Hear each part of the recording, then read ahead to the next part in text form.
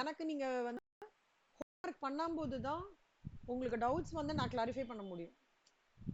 Though it is a similar type of problem, அப்போ உங்களுக்கு doubts வர நான் கிளாரிஃபை பண்ண முடியும். மூணாவது, இப்போ நீங்க ஹோம்ஒர்க் கரெக்டா பண்ணும்போது தான் ரிவிஷன் உங்களுக்கு ஈஸியா இருக்கும், இல்ல கஷ்டமாயிடும். ஓகே, பாத்துக்கோங்க. ஸோ நீங்களாம் grown up people, அதனால நான் ரொம்ப இதெல்லாம் பண்ணல. பட் டேக் கேர், பார்த்துட்டு செய்யுங்க. இப்போ வந்து பாருக்கண்ணா, இப்போ உங்களுக்கு அலவன்ஸ் வந்து 4000 அலவன்ஸ் வந்து அதாவது ஏதோ ஒரு அலவன்ஸ் 4000க்கும் நீங்க let's talk about professional development அலவன்ஸ்னு கொடுத்துருக்காங்க. ப்ரொஃபஷனல் டெவலப்மெண்ட்னா நீங்க ஏதோ ஒரு கோர்ஸ் போறீங்க, 4000 வரைக்கும் அந்த கோர்ஸ் ஃபீஸ் வரைக்கும் உங்களுக்கு கம்பெனி பே பண்றதுன்னு சொல்றது, அதான் அலவன்ஸ். ஆனா அந்த கோர்ஸ் வந்து 10,000 ரூபாய் இருக்குன்னா கம்பெனி கிட்ட இந்த 4000 ரூபாய் வாங்கி உங்க கை விட்டு போடுற காசு 6000 ரூபாய் பண்ணியாகும்.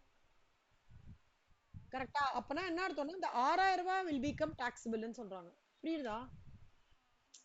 சோ என்ன அமௌண்ட்டோ இப்ப 3000 ரூபாய் தான் நீங்க அந்த ட்ரைனிங் ப்ரோக்ராம்க்கு ஆயிருக்கு அப்படின்னா 3000 வரைக்கும் கம்பெனிக்கு வாங்கின்னு போகலாம், பிரச்சனை கிடையாது. 4000 வரைக்கும் எக்ஸம்ஷன், 3000 ரூபாய் தான் இருக்குன்னா 3000 ரூபாய் எக்ஸம்ட். ஆனா when your actual expenses exceed your allowances, then the difference will be taxable. இப்ப இந்த சம்ம ஒவ்வொரு ஐட்டம்க்கும் எப்படி அப்ரோச் பண்றதுன்னு சொல்லிட்டேன்டா. இப்ப சம் பார்க்க போறோம்.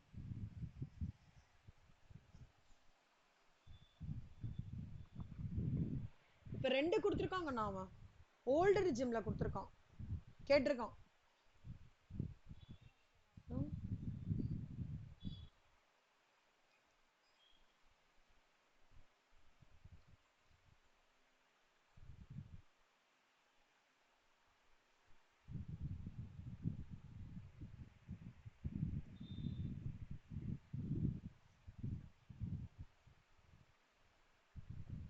இப்ப பாரு, ஃபர்ஸ்ட் என்ன பண்ணிக்கிறோம், particulars, per month, number of months, amount, exemption, grand total, இந்த மாதிரி ஒண்ணு போட்டுக்கணும். போட்டுக்கிறீங்களா? போடுங்க. இல்லஸ்ட்ரேஷன் எப்ப முடியும், எப்ப ஆன்லைன் பண்ணுவீங்க?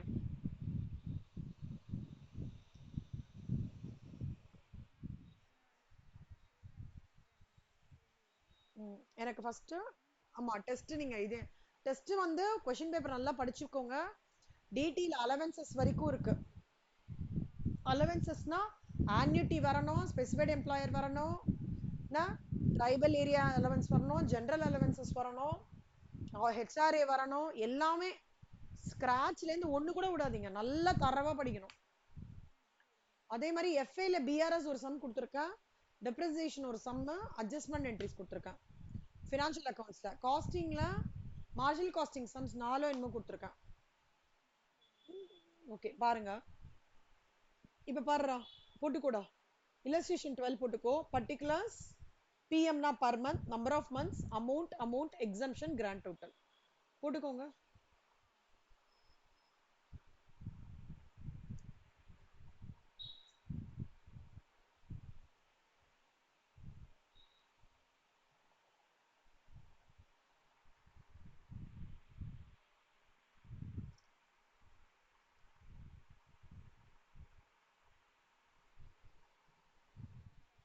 குட்.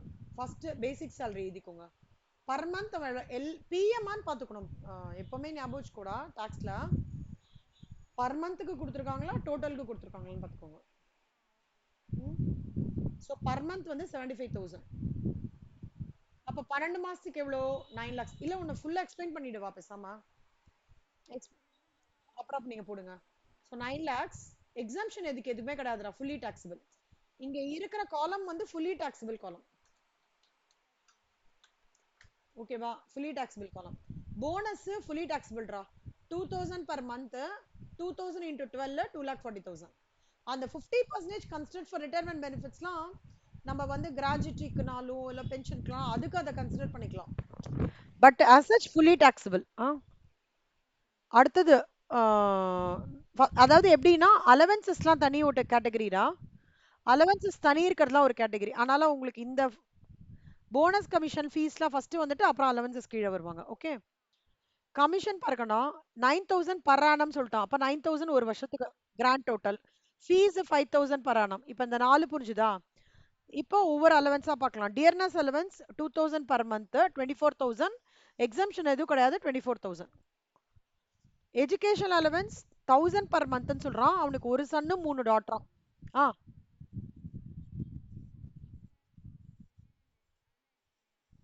வேணாம்டா. அதுதான் அது வந்து எதுக்குன்னா நம்ம இந்த gratuity for the purpose of salary gratuity salary defines basic plus இது பிளஸ் இதுன்னு சொல்லிட்டு ஒரு இது அதுக்கு தான் அதை கன்சிடர் பண்ணிக்கணும். நெக்ஸ்ட் டியர்னஸ் அலவன்ஸ் ஃபுல்லா எடுத்துக்கணும்டா. எஜுகேஷன் அலவன்ஸ்க்கு நம்மளுக்கு எக்ஸம்ஷன் என்ன? ஒரு ஒரு சைல்டு மேக்ஸிமம் ஆஃப் 2 சைல்டுக்கு 100 ரூபாய் 12 மாசத்துக்கு கரெக்டா? அப்போ 100 இன்ட்டு 2 இன்ட்டு 12 கரெக்டா? அப்போ 12,000 அவங்க குடுக்குறாங்க. 1000 இன்ட்டு 12 எவ்வளோ எக்ஸம்ஷன் ரைட்? அப்போ எவ்வளோ டாக்ஸபிள்? This minus this. புரியுதாடா? இங்க அது அந்த மாதிரி குடுக்கல. அவங்க ஆன்சர் அப்படி கொடுத்த மாதிரி எனக்கு தெரியல. டைரக்டா கீழே கீழே போட்டிருக்காங்க. நீங்க இப்படி போட்டீங்கன்னா உங்களுக்கு ஈஸியா இருக்கும். இல்ல மேம் எனக்கு இந்த கீழே போட்டு பண்றது ஈஸியா இருக்குனாலும் பண்ணிக்கோங்க, பிரச்சனை கிடையாது. எனக்கு நீங்க இன்டர் பாஸ் பண்ணணும் அவ்வளவுதான். நீங்க எந்த ஃபார்மேட்ல வேணா போட்டுக்கோங்க. ஆ நீங்க அது ஈஸியா இருக்கும். ஏன்னா எனக்கு ஆக்சுவலா வந்து இது என்னன்னா ஒவ்வொரு லைனோட முடிஞ்சிருது. இது கீழே போட்டு பண்றது இதுவா இருக்கு. அதனால நான் போட்டேன். இல்ல உங்களுக்கு ரைட்டிங்ல எப்படின்னா no see there are no hard and fast rules Shivani. நீ நான் சொல்றபடி தான் பண்ணிக்கணும், நான் சொல்றபடி தான் பண்ணணும். அப்படிலாம் நான் எதுவுமே எம்பசிஸ்லாம் யாருக்குமே கிடையாது. இது இந்த வே ஆஃப் என்னோட டீச்சிங் அப்ரோச்சை நான் உங்களுக்கு நாலேஜ் ஷேர் பண்றேன். And wherever some no it has to go by accounting standards, be it your costing or financial account or income tax act படி இப்படி பண்ணணும்ன்ற ஃபார்மேட்டை நான் எக்ஸ்பிளைன் பண்றேன். But in terms of book presentation படியே போறேன் ma'am, எனக்கு அந்த formula படியே போறேன்னா no problem, go ahead. End of the day புரிஞ்சுக்கணும் நீங்க. Okay fine. ரைட் கண்ணா. இல்ல நான் என்ன சொல்றேன்னா உங்களுக்கு அந்த ஃபார்மேட் போடணும்னு ஒரு மாதிரி இருந்தா பண்ணிக்கோங்க. இது இதுக்கு மட்டும் கிடையாது, எந்த சப்ஜெக்ட்டுக்குமே ஓப்பன் டு யூ. ஒண்ணுமே இங்க எதுவுமே ஸ்ட்ரிக்டெல்லாம் எதுவுமே கிடையாது. ரூல்ஸ்லாம் எதுவுமே கிடையாது. எண்ட் ஆஃப் த டே நம்ம அக்கௌண்டிங் ஸ்டாண்டர்ட்ஸும் ப்ராப்பரா அப்ளை பண்ணி எல்லாத்துக்கும் பண்றோமான்றது தான் விஷயம். லால செக்ஷன்ஸ் எழுதணும் முடிஞ்ச வரைக்கும். அக்கௌண்டிங் ஸ்டாண்டர்ட்ஸ் பேஸ் பண்ணி போகணும். காஸ்டிங்ல கேஷ் பேஸ் பண்ணி போகணும். டிடில ஐடிடிலையும் அவங்க என்ன சொல்றாங்களோ ஜிஎஸ்டி ரூல்ஸ் படி பே பண்ணணுமே தவிர யுவர் வே ஆஃப் ப்ரெசென்டிங்கா இருக்கட்டும், யுவர் வே ஆஃப் கால்குலேஷனா இருக்கட்டும், ஒண்ணுமே ப்ராப்ளம் கிடையாது.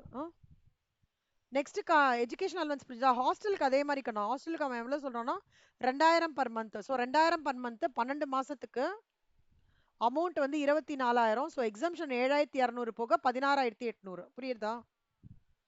Next medical allowance 1000 per month. Total medical expenditure வந்து 3000. இங்க பாருங்க கண்ணம்மா நல்லா. ஒரு மாசத்துக்கு அவனுக்கு அலவன்ஸ் 12,000. ஆனா மெடிக்கல் எக்ஸ்பெண்டிச்சர் வந்து 3000 தான் சொல்றாங்க. இன்கர் பண்ணியிருக்கான்.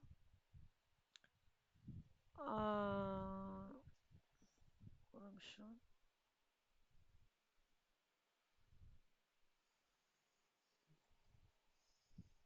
செல்லம்மா அந்த டிடி புக் உங்களது எடிஷன் என்னடா? பாருங்க.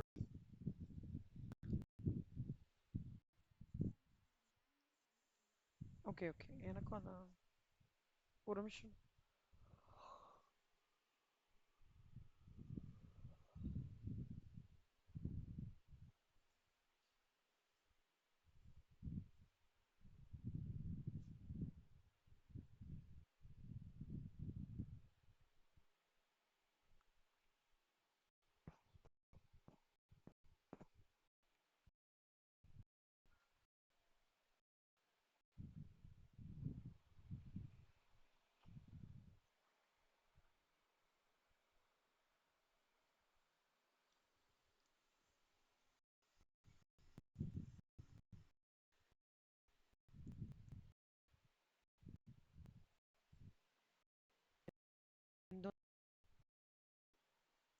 சப்ளிமெண்டரி வாங்க நீ. ஓகேவா?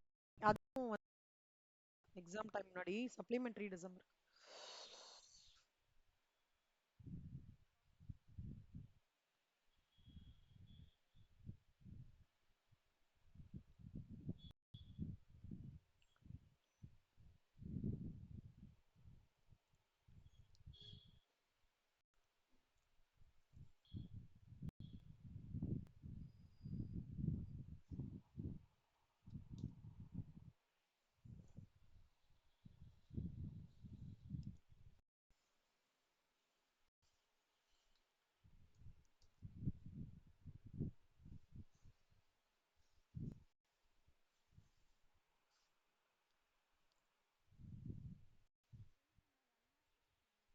ஓகேடா.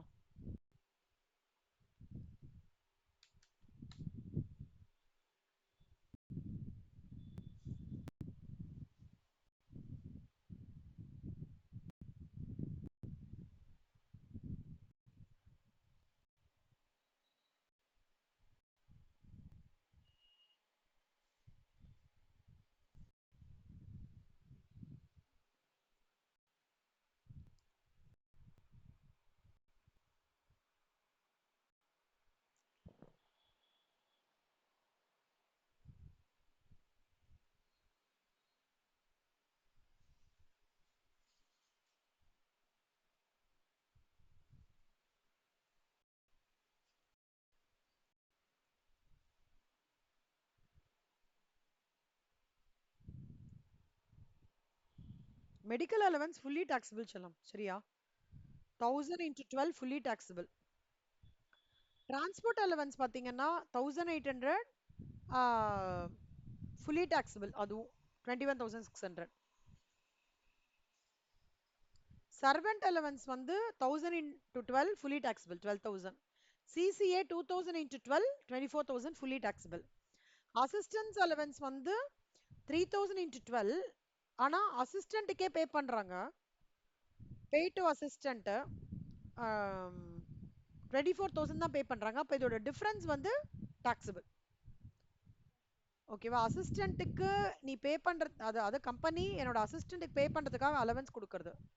அந்த அலவன்ஸ் 36,000 ரூபாய் கொடுத்தனா, ஆனா ஆக்சுவலா நான் கொடுக்கறது 24,000 தான் கொடுக்குறேன் அப்படின்னா, அப்போ 12,000 ரூபாய் வந்து வில் பி ஃபுல்லி டாக்ஸபிள். புரியுதாடா? நெக்ஸ்ட் ப்ரொஃபஷனல் டெவலப்மெண்ட் அலவன்ஸ் அதே மாதிரி 24,000 ரூபாய் கொடுக்குறாங்க. ஆக்சுவல் எக்ஸ்பென்சஸ் வந்து எவ்வளவு ஆகுறதுன்னா, இங்க பாருக்கணும், இங்க போடுறேன்டா. அலவன்ஸ் வந்து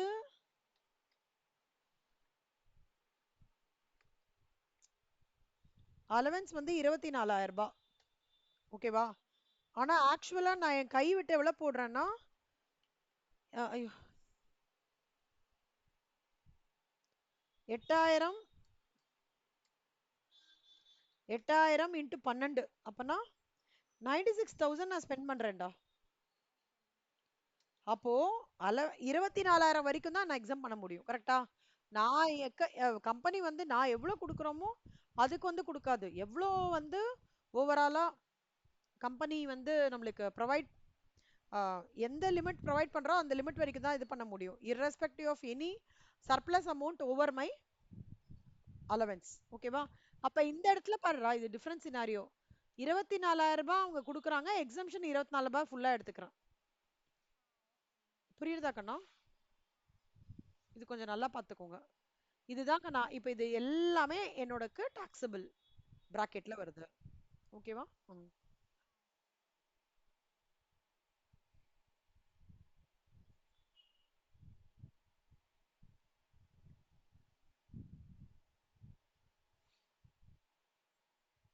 பண்றியாடா? பண்ணு.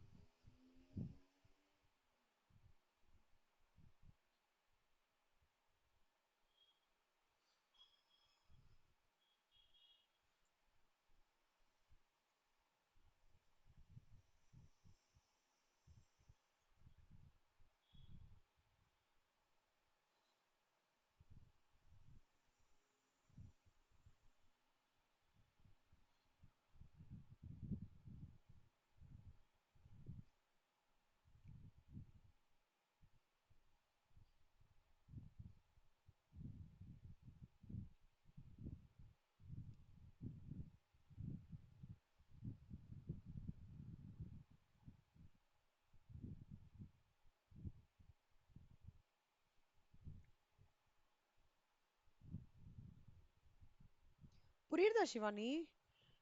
இப்ப எந்த salary sum வந்தாலும் gross taxable salary கண்டுபிடிக்கிறதுக்கு இதாண்டா procedures.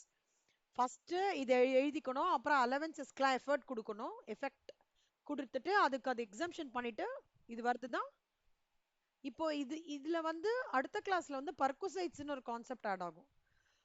ரெண்ட் ஃப்ரீ அகாமடேஷன் வந்து கார் கொடுக்குறாங்க, அதுக்கப்புறம் வந்து அந்த மாதிரி ஒரு 3 கேட்டகரி இருக்குடா. அது கொஞ்சம் டீடைல்டா படிப்போம். ஃபர்ஸ்ட் இது பேசிக்.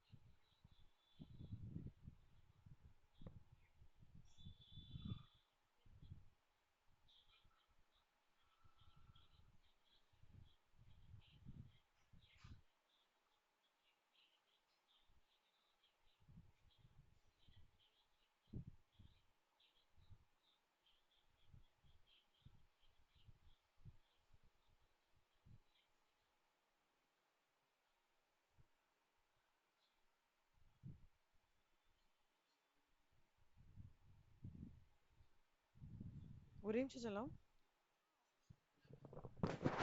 சொல்லுங்க செல்மண்ணா.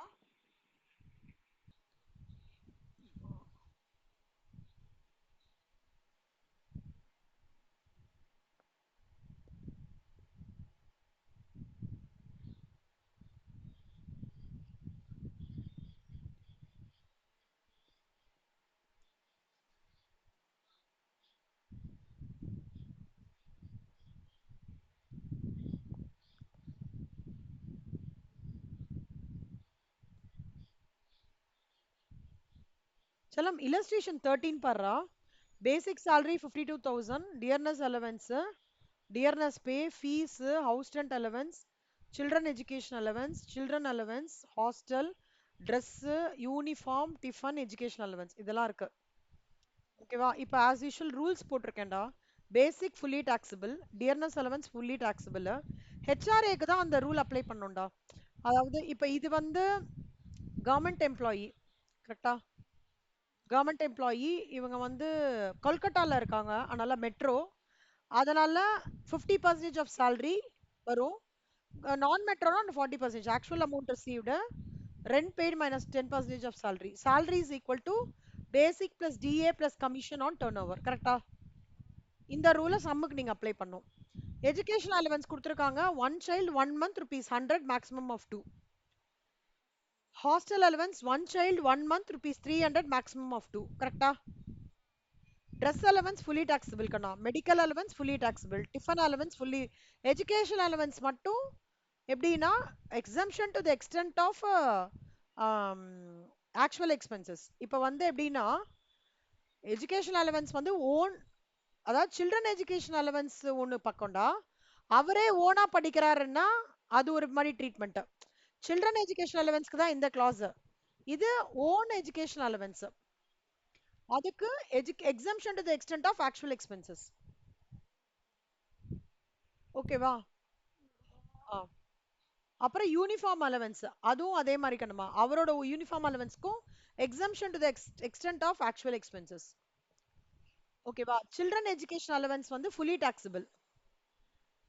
Transport allowance transport allowance fully taxable, servant allowance fully taxable, CCA fully taxable. இங்க entertainment allowance ன்னு ஒண்ணு இருக்கு செல்லமா, ஒரு நிமிஷம் இருடா. இருக்கா இருக்கா ஒரு நிமிஷம் இருங்க. இல்லடா இதுல இல்ல, சாரி. அவ்வளவுதான்டா, எல்லாமே கவர் ஆயிடுச்சுடா. ஓகேவா? சோ இப்ப இத வந்து நம்ம இங்க அப்ளை பண்றோம்.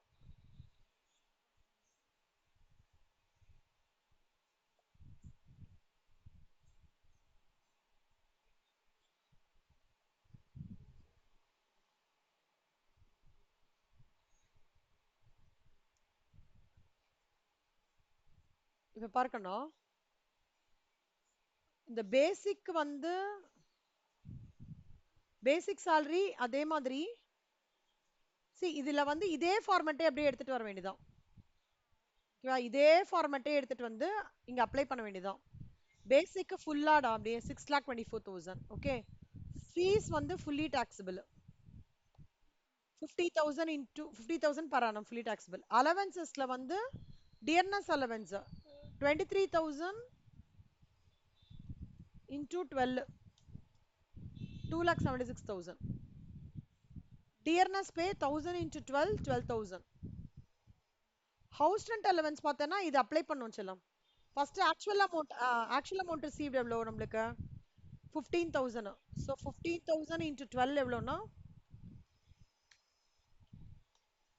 1,80,000. அப்போ 50% ஆஃப் salary என்ன 6,24,000 plus 2,76,000 plus 12,000. அப்போ 4,56,000 வரும். அதுல வந்து 50% போட்டோம் அப்படின்னா அதுல வந்து எவ்வளவு வரும்னா, ஒரு நிமிஷம்டா, for the purpose of 6,24,000 plus 2,76,000 plus 12,000. இதுல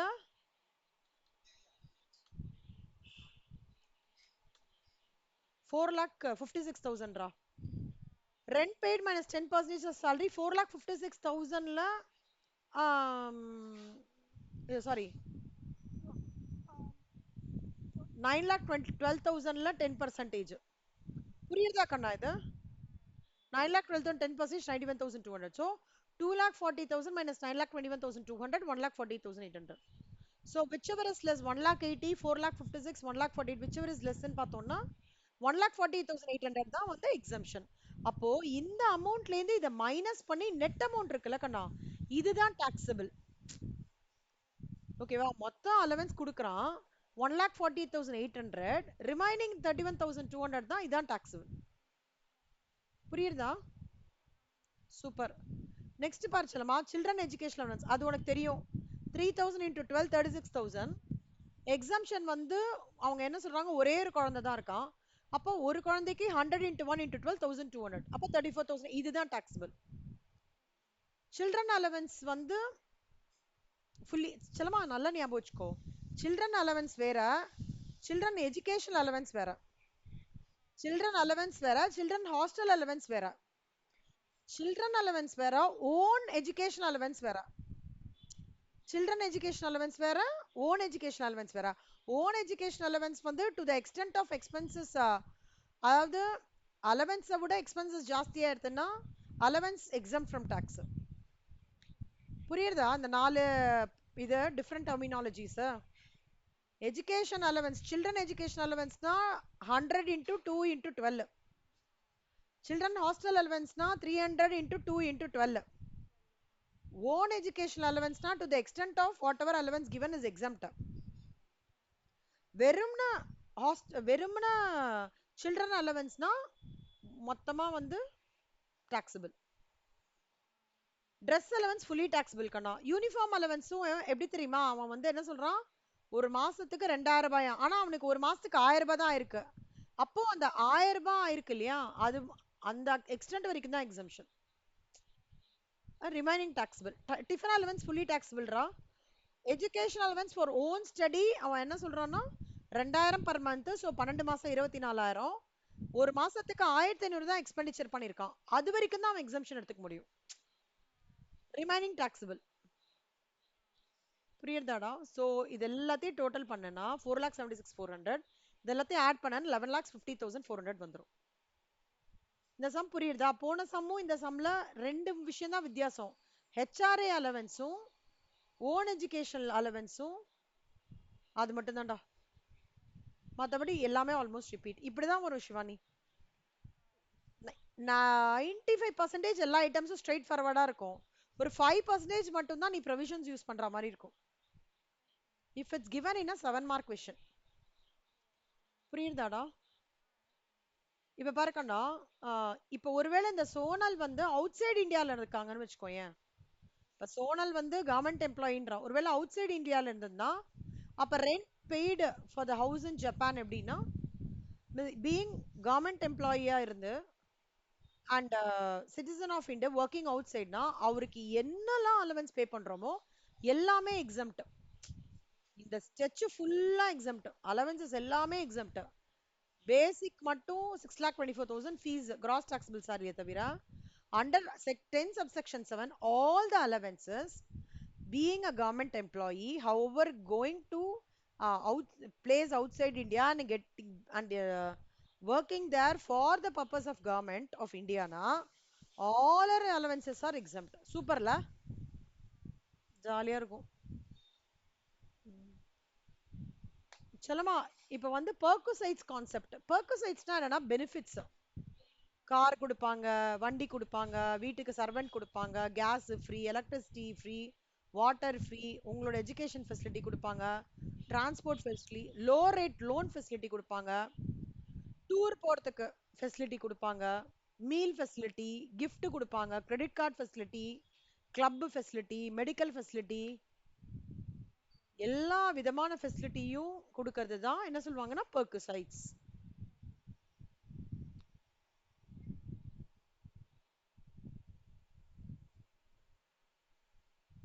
செல்லமா பெர்குசைட்ஸ்க்கு ஒரே ஹிண்ட் தான்டா, நல்லா ஞாபகம் வச்சுக்கூடா. எம்ப்ளாயரே எம்ப்ளாயரே எம்ப்ளாயிக்கு பா ஆஃப் ஒர்க்கிங் ஹவர்ஸ்ல டீ குடிச்சிங்கன்னா அது உங்க பர்வியூ கிடையாது.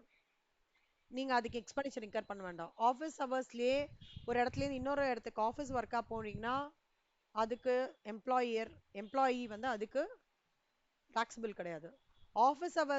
ஆஃபீஸே ட்ரைனிங் கொடுக்கறதுனா எம்ப்ளாயி ஒர்க் பண்றவன் அதுக்கான எக்ஸ்பென்சஸ் இன்கர் பண்ண வேண்டாம். ஆஃபீஸ் ரிலேட்டடா அவுட் சைடு இந்தியா போனாங்க, கவர்மெண்ட் ஆஃப் இந்தியாவோட இது இருக்குன்னா அப்ப அதெல்லாம் எக்ஸம்ட். புரியுதாடா? எல்லாமே ஆஃபீஸ் பண்றது, ஆஃபீஸோட ஜேர்னல், ஆஃபீஸோட ப்ரிவிலேஜ் பாஸ், ஆஃபீஸோட டெலிஃபோன் யூஸ் பண்றோம், ஆஃபீஸ் மொபைல் ஃபோன் கொடுக்கறது, ஆஃபீஸே லேப்டாப் கொடுக்கறது, ஆஃபீஸே வந்து ஹாலிடே ஹோம்ஸ் போக சொல்றது, ஆஃபீஸே வந்து கார் கொடுக்கறது, ஆஃபீஸே வந்து சர்வெண்ட் கொடுக்கறது, ஆஃபீஸே வந்து வெஹிக்கல் கொடுக்கறது, இந்த மாதிரி ஆஃபீஸே கொடுக்கறது எல்லாமே சொல்லலாம் எக்ஸம்டட் பர்குசைட்ஸ். நீ என்ன பண்ணணும்னா நீங்க என்ன பண்ணணும்னா இந்த 21 பாயிண்ட் அப்படியே ஒரு கிளான்ஸ் பாக்குறீங்க. இதோட நட்ஷல் என்னவா இருக்கும் அப்படின்னா,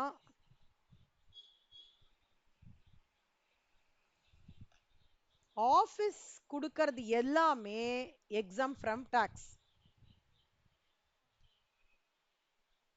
any perquisite paid by office is exempt from tax.